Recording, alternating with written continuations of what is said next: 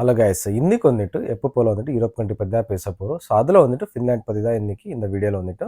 So இந்த வீடியோவில் வந்துட்டு நீங்கள் என்னெல்லாம் ரொம்ப டிமாண்ட்ஸ் ஜாப்ஸ் இருக்குது இந்த ஃபின்லாண்ட் அதை பற்றி பார்க்கலாம்.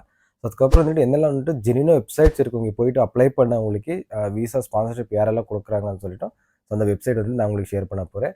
ஸோ அடுத்து வந்துட்டு என்னெல்லாம் உங்களுக்கு டாக்குமெண்ட்ஸ் தேவை உங்களுக்கு விசா அப்ளை பண்ணுறதுக்கு, அதுக்கப்புறம் வந்துட்டு ப்ரோசஸ் டைம் எவ்வளோ, விசா ஃபீஸ் எவ்வளோ, எல்லா பற்றி வந்துட்டு ஃபுல் டீட்டெயிலாக இந்த வீடியோவில் பார்க்கலாம். ஸோ என்னோட சேனல் புதுசாக பார்க்குறீங்கன்னா ப்ளீஸ் சப்ஸ்கிரைப் பண்ணி பாருங்கள். இந்த வீடியோ கடைசி வரைக்கும் பாருங்கள். உங்களுக்கு பிடிச்சதுன்னா ஒரு லைக் பண்ணுங்கள், இல்லை டிஸ்லைக் பண்ணுங்கள், சரிங்களா? ஸோ ஃபர்ஸ்ட் வந்துட்டு இந்த ஃபின்லாண்ட் பற்றி ஒரு சின்னதாக ஒரு அவுட்லைன் சொல்லிடுறேன் உங்களுக்கு.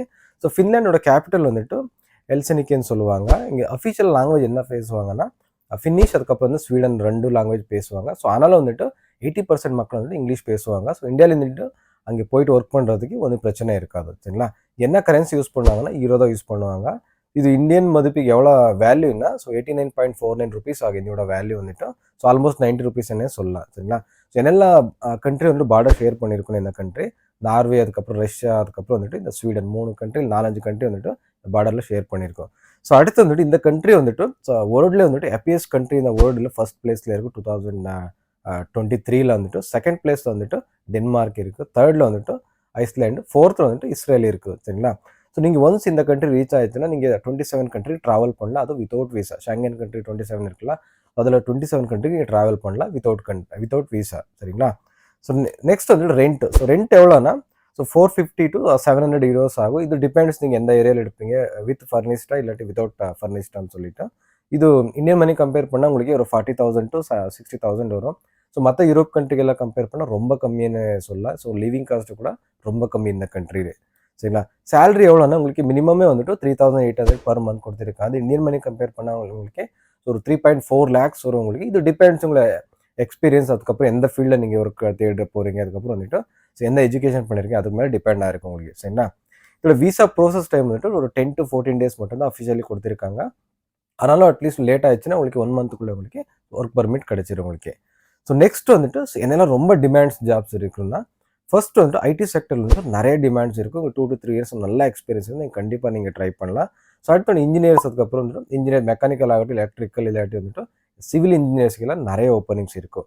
So next health care sector, nurses ஆகட்டும், டாக்டர்ஸ், அதுக்கப்புறம் லேப் டெக்னீஷியன், இதே மாதிரி ஸோ நிறைய ஓப்பனிங்ஸ் இருக்குது இந்த ஹெல்த் செக்டரில், சரிங்களா? நெக்ஸ்ட் இந்த கன்ஸ்ட்ரக்ஷன் ஃபீல்டில் கூட நிறைய ஓப்பனிங்ஸ் இருக்கும். நீங்கள் அதில் எக்ஸ்பீரியன்ஸ் இருந்தால் கண்டிப்பாக நீங்கள் ட்ரை பண்ணலாம். நெக்ஸ்ட் ஹாஸ்பிட்டாலிட்டின்னா இங்கே ரெஸ்டாரண்ட் மேனேஜர் ஆகட்டும், இல்லை ஷெஃப், இந்த மாதிரி வந்துட்டு ஸோ நீங்கள் ஹோட்டல் ஒர்க்கர்ஸ் யாராச்சும் இருந்தால் நீங்கள் ஒரு நல்ல ஒரு 3 to 4 years எக்ஸ்பீரியன்ஸ் இருந்தால் நீங்கள் கண்டிப்பாக நீங்கள் ட்ரை பண்ணலாம். ஸோ நெக்ஸ்ட் வந்துட்டு வெல்டர்ஸ் கூட நிறைய ஓப்பனிங்ஸ் இருக்கும். நீங்கள் ஏதாச்சும் சர்டிஃபிகேஷன் வாங்கியிருக்கீங்க வெல்டர்ஸில், அட்லீஸ்ட் ஒரு 2 to 3 years எக்ஸ்பீரியன்ஸ் இருந்தால் நீங்கள் கண்டிப்பாக நீங்கள் ட்ரை பண்ணலாம். ஸோ நெக்ஸ்ட் வந்து நீங்கள் எப்படி அப்ளை பண்ணணும்னா ஸோ வெப்சைட் வந்து நான் ஃப்ளாஷ் பண்ணிட்டு கீழே கூட உங்களுக்கு நான் லிங்க் தரேன்.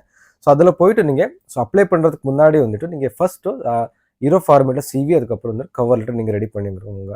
ஏன்னா வந்துட்டு இந்தியன் ஃபார்மேட் அவங்க அக்செப்ட் பண்ண மாட்டாங்க. ஸோ அதனால் வந்துட்டு யூரோ ஃபார்மேட்டில் நீங்கள் ரெடி பண்ணிக்கோங்க. ஸோ அப்ளை பண்ணுறதுக்கு முன்னாடி நீங்கள் ஜாப் டிஸ்கிரிப்ஷன் வந்துட்டு படித்து பார்த்துக்கோங்க. ஏன்னா வந்துட்டு அதில் என்னெல்லாம் குவாலிஃபிகேஷன் அவங்க கேட்டிருக்காங்க, எக்ஸ்பீரியன்ஸ் எவ்வளோ கேட்டிருக்காங்க, இது எல்லாம் பற்றியும் ஃபுல் டீட்டெயிலாக பார்த்துக்கோங்க. நெக்ஸ்ட் அவங்க இங்கிலீஷ் ஸ்பீக்கர் கேட்டிருக்காங்க, இல்லாட்டி ஸ்பினிஷ் கேட்டிருக்காங்க, அது கூட செக் பண்ணிக்கோங்க. ஸோ அடுத்து வந்துட்டு அவங்க விசா ஸ்பான்சர்ஷிப் தராங்களா, இல்லை விசா தரமாட்டாங்களா, ஸோ அது கூட நீங்கள் செக் பண்ணிக்கோங்க. லோக்கல் ஐரூப் கூட போட்டிருப்பாங்க. ஸோ அதில் நீங்கள் அப்ளை பண்ணால் கிடைக்காது, சரிங்களா? அதில் போய்ட்டு நீங்கள் டெய்லி ஒரு 5 to 10 அப்ளிகேஷன் நீங்கள் போட்டாலே கண்டிப்பாக ஒரு 2 monthsக்குள்ளே நீங்கள் கிடைக்கிற வாய்ப்பு இருக்கும், சரிங்களா? ஸோ நெக்ஸ்ட் வந்துட்டு ஒன்ஸ் உங்களுக்கு ஜாப் கிடச்சுன்னா என்னெல்லாம் டாக்குமெண்ட்ஸ் உங்களுக்கு தேவைன்னா ஸோ அது கூட நீங்கள் ஃப்ளாஷ் பண்ணுறேன் உங்களுக்கு. ஸோ அதனால ஒரு தடவை சொல்கிறேன் உங்களுக்கு. பாஸ்போர்ட்டும் உங்கள்கிட்ட இருக்குது, ஆல்மோஸ்ட் ஒரு 6 month வேலிட் இருக்கணும். நெக்ஸ்ட் வந்து விசா அப்ளிகேஷன் நீங்கள் ஆன்லைனில் ஃபில் பண்ணிக்கலாம் நீங்கள். ஸோ அடுத்து வந்து ஜாப் ஆஃபர் லெட்டர் இல்லாட்டி கான்ட்ராக்ட் பேப்பர் ரெண்டுமே உங்களுக்கு தேவை. ஸோ நெக்ஸ்ட் எஜுகேஷன் டாக்குமெண்ட்ஸ் நீங்கள் அப்ளை பண்ணும்போது என்னெல்லாம் டாக்குமெண்ட்ஸ் நீங்கள் போட்டிருப்பீங்க, ஸோ அந்த டாக்குமெண்ட்ஸ் எல்லாம் தேவை. Next health insurance. So Europe கண்ட்ரினால வந்துட்டு ஹெல்த் இன்சூரன்ஸ் கம்பல்சரி நீங்கள் போட்டு தான் ஆகணும். அடுத்து வந்துட்டு ஃபோட்டோஸும் சைஸ் வந்துட்டு அங்கே ஃப்ளாஷ் பண்ணுறேன். ஸோ அதுக்கப்புறம் வந்து பிசிசி நீங்கள் பண்ணி தான் ஆகணும், சரிங்களா? ஸோ எல்லா டாக்குமெண்டேஷன் ஆனால் ஸோ நீங்கள் எப்படி அப்ளை பண்ணணும்னா நான் கீழே வந்துட்டு லிங்க் தரேன். ஸோ அதில் போயிட்டு நீங்கள் ஸோ அப்ளை பண்ணிக்க ஸ்டெப் பை ஸ்டெப் அவங்க கைடன்ஸ் அவங்களே கொடுத்துருவாங்க. அதில் செக் பண்ணிவிட்டு நீங்கள் அப்ளை பண்ணிக்கலாம். இல்லாட்டி கூட எம்ப்ளாயரை சில பேர் வந்துட்டு ஆல்மோஸ்ட் எம்ப்ளாயரை கூட அவங்களே அப்ளை பண்ணிட்டு உங்களுக்கு விசா மட்டும் அனுப்புவாங்க. ஸோ ஜஸ்ட் நீங்கள் அவங்க கேட்குற டாக்குமெண்ட்ஸ் மட்டும் கொடுத்தாலே போதும் உங்களுக்கு. ஸோ அதுக்கப்புறம் ப்ரோசஸ் டைம் எவ்வளோ 10 to 14 days அவங்க அஃபிஷியலி கொடுத்துருக்காங்க. ஆனாலும் 1 மாதம் ஸோ கண்டிப்பாக எடுக்கும் உங்களுக்கு, சரிங்களா? ஸோ நெக்ஸ்ட் உங்களுக்கு பெனிஃபிட்ஸ் என்னெல்லாம் உங்களுக்கு கிடைக்கும்னா ஒன்ஸ் நீங்கள் ஃபின்லாண்ட் போகணும் அதுக்கப்புறம் முன்னாடியே உங்களுக்கு என்னென்ன பெனிஃபிட்ஸ் என்ன உங்களுக்கு. ஸோ ஃபர்ஸ்ட் வந்துட்டு உங்களுக்கு விசா ஃப்ரீ, உங்களுக்கு ஸ்பான்சர்ஷிப் எல்லாம் அவங்களே ஃப்ரீயாக கொடுத்துருவாங்க. ஸோ நெக்ஸ்ட் வந்து அகாமடேஷன் ஃப்ரீ, உங்களுக்கு ஈவன் ஃப்ளைட் டிக்கெட் கூட உங்களுக்கு ஃப்ரீயாக கொடுத்துருவாங்க. ஸோ நெக்ஸ்ட் வந்து சேலரி வந்துட்டு இதுக்கு முன்னாடி சொன்ன மாதிரி வந்துட்டு 3,800 யூரோஸ் உங்களுக்கு பர் மந்த் சேலரி வரும். அது டிபெண்ட்ஸ், அது கூட அதிகமாக ஆகலாம், இல்லை கொஞ்சம் கம்மியும் ஆகலாம். சரிங்களா? ஸோ அடுத்து வந்துட்டு உங்களுக்கு நீங்கள் 27 ஷாங்கன் கண்ட்ரி நீங்கள் ஃப்ரீ வித்தவுட் வீசா நீங்கள் ட்ராவல் பண்ண இது ஒரு பெஸ்ட் ஆப்ஷன்னு சொல்லலாம். ஸோ நெக்ஸ்ட் வந்து 40 ஹவர்ஸ் பர் வீக் நீங்கள் ஒர்க் பண்ணலாம். அதுக்கப்புறம் வந்து ஆனுவல் லீவ் உங்களுக்கு ஸோ 30 டேஸ் இருக்குது உங்களுக்கு. அதுக்கப்புறம் வந்துட்டு காஸ்ட் ஆஃப் லிவிங் ரொம்ப கம்மி. இதுக்கு முன்னாடி சொன்ன மாதிரி வந்துட்டு ஸோ மற்ற யூரோப் கண்ட்ரி கம்பேர் பண்ண உங்களுக்கு காஸ்ட் ஆஃப் லிவிங் ரொம்ப கம்மி. ஸோ அடுத்தது எப்படின்னா நீங்கள் பிஆர் இங்கே ஸோ மற்ற யூரோப் கண்ட்ரிஸ்க்கு எல்லாம் கம்பேர் பண்ண உங்களுக்கு 4 இயர்ஸே உங்களுக்கு பிஆர் கிடைக்கும். ஸோ மற்ற யூரோப் கண்ட்ரிஸில் வந்து 5 இயர்ஸ் இல்லாட்டி 8 இயர்ஸ் அந்த மாதிரி கேட்பாங்க. இந்த கண்ட்ரியில் வந்து ஜஸ்ட் நீங்கள் 4 இயர்ஸ் உங்களுக்கு கிடைக்கும். நெக்ஸ்ட் நீங்கள் ஸ்டூடெண்ட் விசாவில் அங்கே போயிட்டு இங்கே பிஆர் மாத்திர மாதிரி இது ரொம்ப ஈஸியஸ்ட் வேன்னு சொல்லலாம். ஏன்னா வந்துட்டு ஸோ மற்ற கண்ட்ரிலனா நீங்கள் ஸ்டடி முடிச்சுட்டு அதுக்கப்புறம் வந்துட்டு இந்த ஸ்டே பேக் வாங்கிட்டு இல்லை ஒர்க் பர்மிட் வாங்கிட்டு நீங்கள் அதுக்கப்புறம் வந்துட்டு அந்த கவுண்டிங்ஸ் எல்லாம் ஸ்டார்ட் ஆகும். உங்களுக்கு 5 இயர்ஸ் கவுண்டிங் ஸ்டார்ட் ஆகும். இந்த கண்ட்ரியில் என்னன்னா நீங்கள் ஒன்ஸ் நீங்கள் எஜுகேஷன் ஸ்டார்ட் பண்ணுவீங்களா, ஸோ அப்போ தான் உங்களுக்கு கவுண்டிங் ஸ்டார்ட் ஆயிரும். இப்போ 2 இயர்ஸ் நீங்கள் கோர்ஸ் முடிச்சிருங்க, அதுக்கப்புறம் உங்கள் 2 இயர்ஸ் அங்கே ஒர்க் பண்ணாலே போதும் உங்களுக்கு. ஸோ பிஆர் நீங்கள் எலிஜிபிள் ஆயிருவீங்க. ஈவன் நீங்கள் ஃபினிஷ் தெரியாத கூட இங்கிலீஷ் தெரிஞ்சாலே நீங்கள் பிஆர் வாங்கிடலாம். ஸோ அதோட பெஸ்ட் ஆப்ஷன் சொல்லலாம். ஸோ யாராச்சும் நீங்கள் ஸோ அங்கே போயிட்டு செட்டில் ஆகிற மாதிரி ஐடியா இருந்தால் இது ஒரு பெஸ்ட் கண்ட்ரின்னு சொல்லலாம் யூரோப்பில் வந்துட்டு. சரிங்களா?